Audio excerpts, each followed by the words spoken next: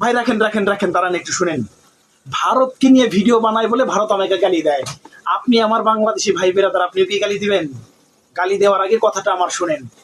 চীন আমাদের বন্ধু নয়, পাকিস্তান আমাদের বন্ধু নয়। 54 বছর ধরে আমাদেরকে এটাই শেখানো হয় ভারত আমাদের বন্ধু। এবার বন্ধুত্বের নমুনাটা আমি আপনাদের দেখাই, একটু দেখান।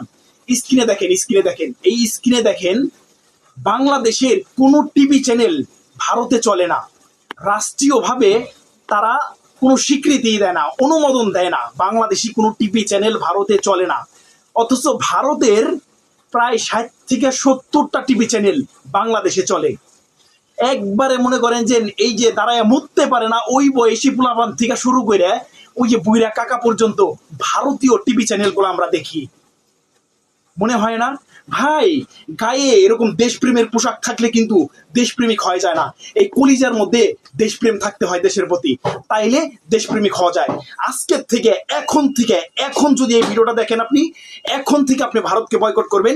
এইটা হচ্ছে আপনার দেশপ্রেমের প্রমাণ, দেশপ্রেমের একটা উদাহরণ। আপনি এখন বয়কট করবেন এবং কি ভারতীয় টিভি চ্যানেল এই মুহূর্তে থেকে বয়কট করবেন। যারা ভারতীয় গান বাজনা পছন্দ করেন তারা আজকের থেকে দেখবেন না। যারা ভারতীয় নাটক পছন্দ করেন তারা আজকের থেকে দেখবেন না। যারা ভারতীয় বাচ্চাদের কার্টুন দেখেন তারা আজকের থেকে দেখবেন না। এগুলো বয়কট বয়কট বয়কট আজকের থেকে বন্ধ। ভাই আমি যদি আপনার জন্য গলা পানিতে নামতে পারি আর আপনি হাঁটু পানিতে দাঁড়ায় দাঁড়ায় হাত ধরে দাঁড়ায় থাকবেন যে আসো তোমারে ভালোবাসি, আসো তোমার ভালোবাসি, এইটা ভালোবাসার নমুনা। সি সি সি, ভিডিওটা এবার শেয়ার করে দেন।